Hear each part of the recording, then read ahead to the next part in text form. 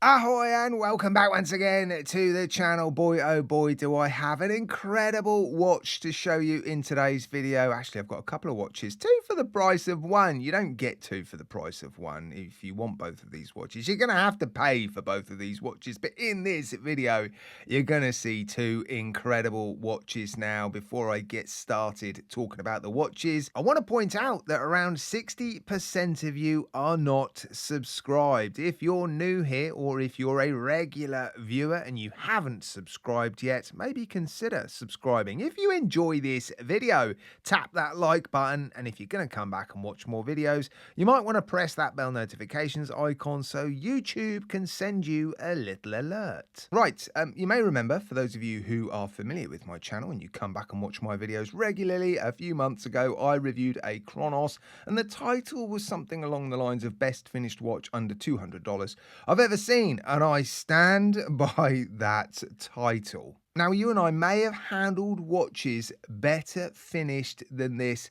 in the past, but I suspect they cost more than $200, and you can pick up one of the watches I'm going to show you in today's video. Well, today I was offered the watch on AliExpress for $183, which is just insane. Oh, before I say any more, you will have seen the includes paid promotion icon in the top left-hand corner. If you want to know what that means, head down to my video description. Now, looking at these watches today, I still think they're the best finished watches I've ever seen, costing less than $200. If you think you've handled or seen or know of a watch that costs less than $200 that's better finished than these Cronos watches, let me know, because I want to get it in for review. Now, in that previous video I posted a few months ago, I did a full run through of the specifications. There have been a few changes. That's basically what I'm going to talk about in today's video. I'm going to talk about the differences between these two models, the prices, the different versions available. If you want to know every single specification, maybe head back to that original video, although I suspect I'm going to cover pretty much everything in this video. So the first watch I want to show you is a standard three-handed version, available with a couple of different dials and three different movements.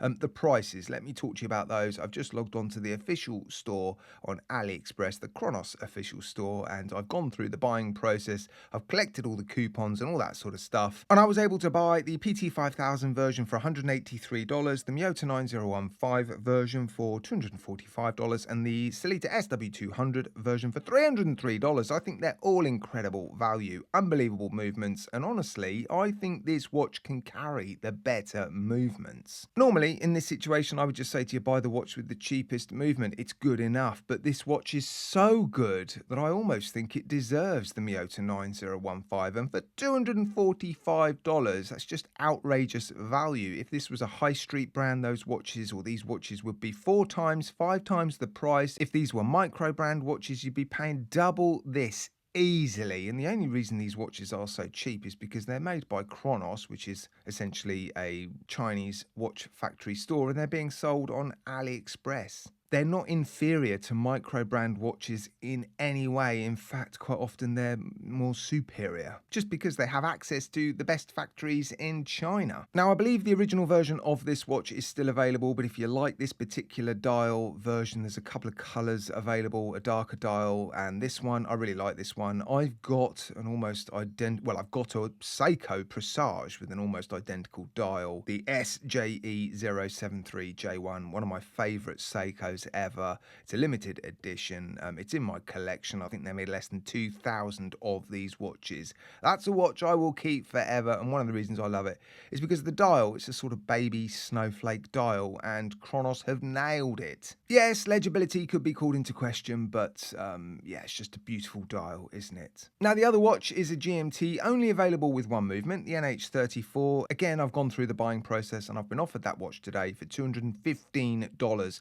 So only one of these watches is available for under $200, the PT5000 version. But again, I stand by that statement, still the best finished watch I've ever seen that you can buy for less than $200. The GMT version does have a slightly different dial. Again, a couple of color options available, and there are quite a few differences between these two watches. I was surprised to see just how many differences. So I've made a list. The obvious ones, the dials are obviously a little bit different. The movements are a little bit different, and because they've got different movements in them, the case thicknesses are going to change. The cases are actually quite different. They look very, very similar, but there are some differences. The GMT has crown guards. Again, the thicknesses differ, and the width of the polished chamfered edge differs. The GMT just feels and looks, I think, a little bit chunkier. The clasps are actually different. The GMT doesn't have an on-the-fly adjustment system, which is a shame, and it doesn't have polishing on the outer shell, whereas the standard watch does. The crowns, again, look very similar, but there are some subtle differences. The crystals are different